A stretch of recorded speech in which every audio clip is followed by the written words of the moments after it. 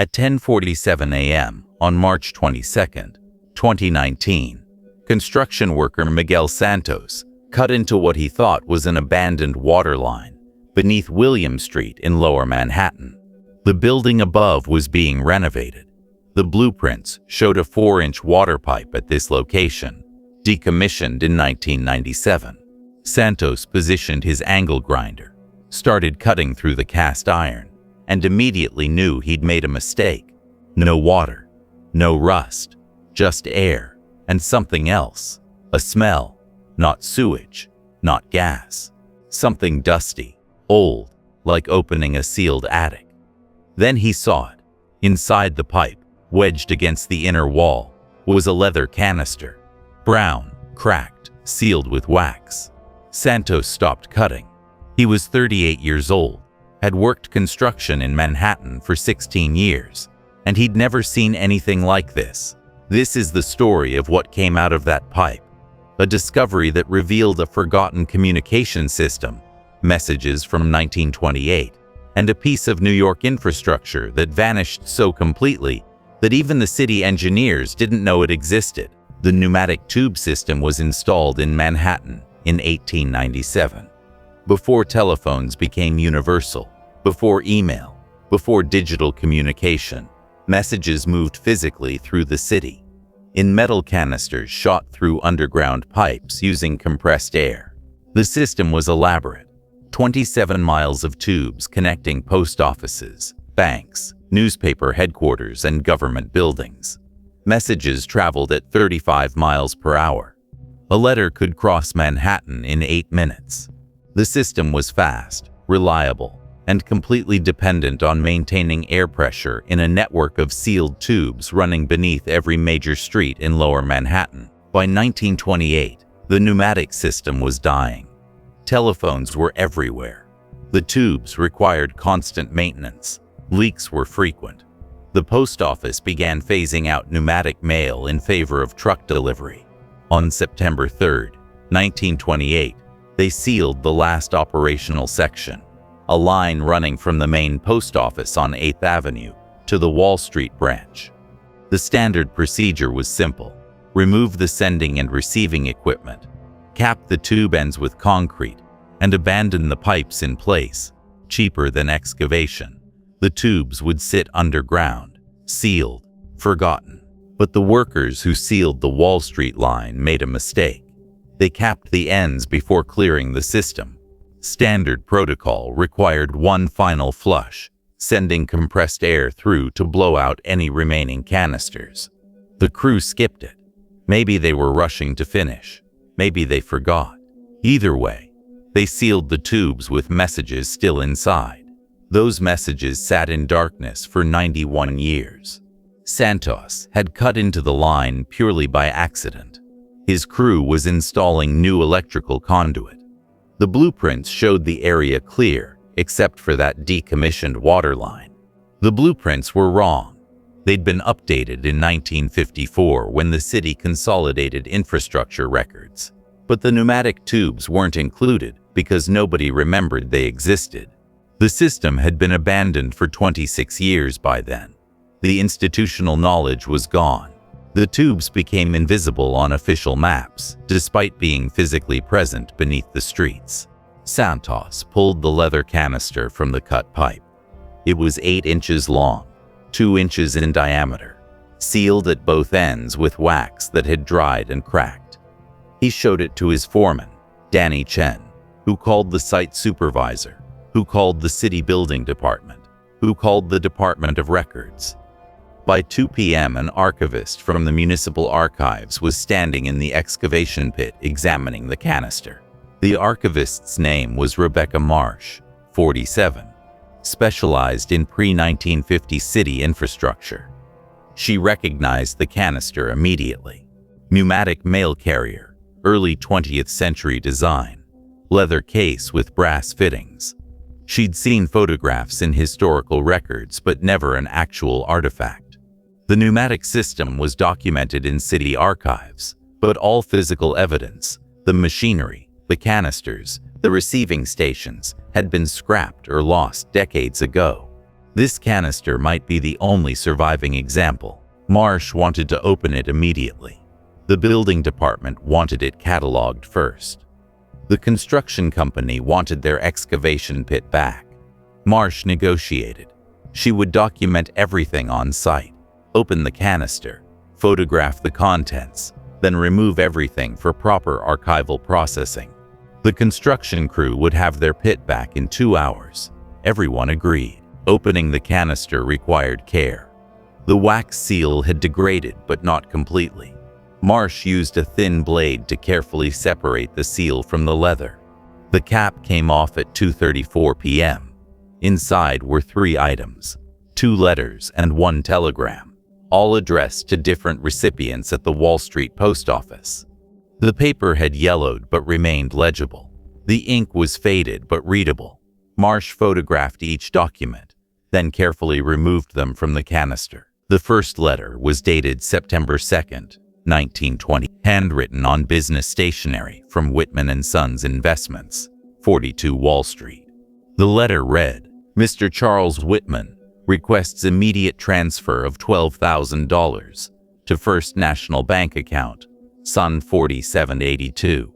Confirm receipt by return pneumatic. Urgent." The second letter was also dated September 2nd, from a law firm. Confirmation of property transfer, 118 Ried Street, closing September 5th. Documents to follow via messenger. The telegram was dated September 3rd, 1928. Market down 12 points, stop. Hold all trades, stop, confirm. Receipt, stop. 3 messages. All routine business correspondence from 1928. All trapped when the system was sealed on September 3rd. The messages had never reached their destinations. The senders had probably assumed the pneumatic system had delivered them, then puzzled over why nobody responded. The recipients never knew the messages existed. Marsh documented everything: the pipe location, the canister condition, the message content. Then she asked Santos to cut the pipe section on either side of his initial cut, so they could remove a 10-foot section for examination. Santos complied. When they pulled the pipe out at 3:47 p.m., they found 2 more canisters lodged inside, both sealed, both containing messages from early September 1928. The discovery raised questions. How many messages were still in the sealed tubes? The pneumatic system had 27 miles of pipe. If they'd sealed all of it without flushing, there could be thousands of messages trapped underground. Marsh submitted a report to the Department of Records, recommending a systematic survey of known pneumatic tube locations. The department approved a 6-month pilot program with a budget of $180,000. The survey began in May 2019. Crews used ground-penetrating radar to locate sealed pneumatic tubes, then selectively excavated at points where the pipes had bends or junctions, places where canisters would get stuck. Over 6 months, they found 247 canisters containing 1,634 individual documents, letters, telegrams, financial orders, legal notifications, personal correspondence. Everything trapped when the system closed in 1928. The documents revealed a snapshot of New York on the eve of the Great Depression. Stock trades from September 1928, 13 months before the crash. Property transactions at pre-crash prices. Personal letters discussing optimistic business prospects. One letter from a stockbroker to a client recommended investing heavily in utilities and steel, markets that would collapse within a year. Another letter from a father to his son discussed plans to expand their import business, a business that bankruptcy records showed failed in 1931. The messages had historical value beyond their content.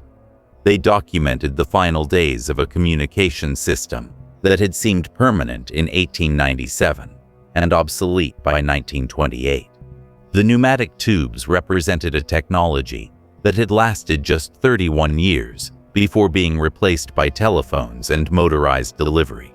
The sealed canisters were time capsules, not by intention, but by negligence, the result of workers skipping a final system flush that would have delivered these last messages.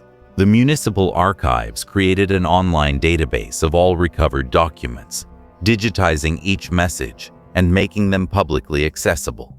Researchers used the documents to study pre-depression business practices, legal procedures, and daily communication patterns. Genealogists found letters their ancestors had sent but never delivered. Property historians traced building ownership through the trapped legal notifications. One document generated particular interest: a personal letter from Emma Goldman, the anarchist activist, to a supporter in Manhattan, discussing political organizing and requesting funds.